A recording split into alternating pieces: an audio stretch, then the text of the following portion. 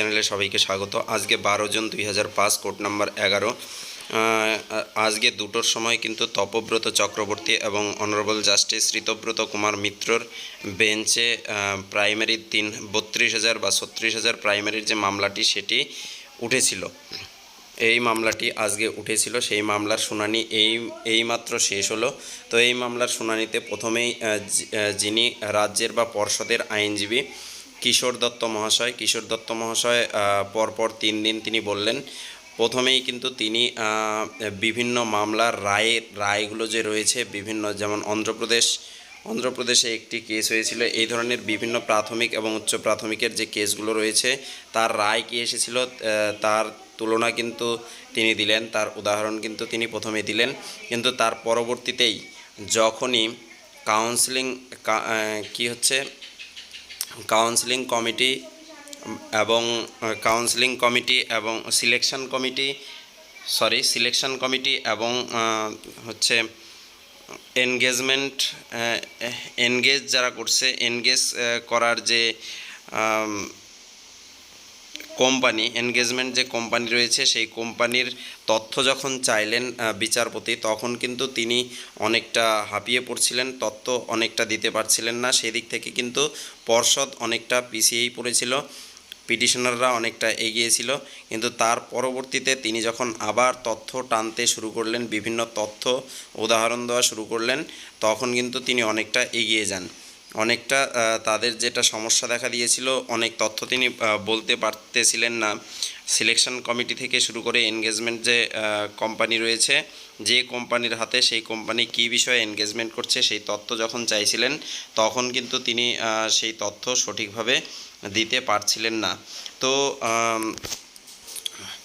এই বিষয়ে অনেকটা পিছিয়ে পড়েছিল পর্ষদ। কিন্তু তার পরবর্তীতে যখন নতুন করে আবার তথ্য দেওয়া শুরু করলেন, নতুন করে যখন তিনি বলতে শুরু করলেন, তখন অনেকটাই নিজেকে স্যাটিসফাইড বা অনেকটা ভালো পজিশনে তিনি নিয়ে এসেছেন। কিন্তু মাঝখানে কিন্তু পিটিশনার পক্ষের আইনজীবী ফিরদৌস শামীম মহাশয় তিনিও বলতে গেলেন, তিনিও কিন্তু সঠিকভাবে বলতে পারলেন না সিলেকশন কমিটিটা সম্পর্কে কি রুলস রয়েছে, রেগুলেশন রয়েছে, সেই তথ্যটা তিনিও দিতে পারলেন না। তারপর অ্যাপটিটিউড টেস্ট নিয়ে অনেক কিছুই হলো। অ্যাপটিটিউড টেস্ট এর তথ্য জানতে, যেমন সিঙ্গেল বেঞ্চের আইনজীবী যে বিচারপতি যে রায় দিয়েছিলেন বা যে তথ্য তিনি নিয়েছিলেন পিটিশনারদের কাছ থেকে, 4 নম্বর, 6 নম্বর, 104 নম্বর কি 111 নম্বর পিটিশনারকে ডেকে অ্যাপটিটিউড টেস্ট হয়েছে কি না সেটা জানতে চেয়েছিলেন। সেই বিষয়ে তিনি প্রশ্ন তুলে দেন এবং তিনি আরও প্রশ্ন তুললেন যে তারা যে অ্যাফিডেভিট সাবমিট করতে চেয়েছিল, তখনকার জাজ সাহেব কিন্তু সেই অ্যাফিডেভিট কপি কিন্তু নেননি, তার যেমন মনে হয়েছে সেরকমই তিনি চালিয়েছিলেন ব্যাপারটা। তো এই বিষয়ে কিন্তু তিনি প্রশ্ন করলেন। ঠিক আছে, তো আপাতত আজকের দিনে কিন্তু তার হিয়ারিং আপাতত শেষ। পরবর্তীতে পর্ষদের উকিলবাবু যা আছে তার জিজ্ঞাসাগুলো যদি কোনো কিছু ছেড়ে দেওয়া থাকে, বাদ থাকে, সেগুলো তিনি শুনবেন। কিন্তু পরবর্তী যে হিয়ারিং ডেট সেটা হচ্ছে 23 জুন, অর্থাৎ 23 জুন, এবং তারপর 24 জুন, দুদিনই পরপর কিন্তু হিয়ারিং হবে।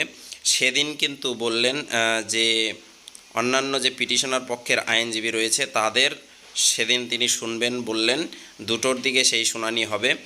এবং তারপরে যারা পিটিশনার রয়েছিল 140 জন, সেই 140 জনের পক্ষের আইনজীবীদের কাছ থেকেও কিন্তু তিনি শুনবেন।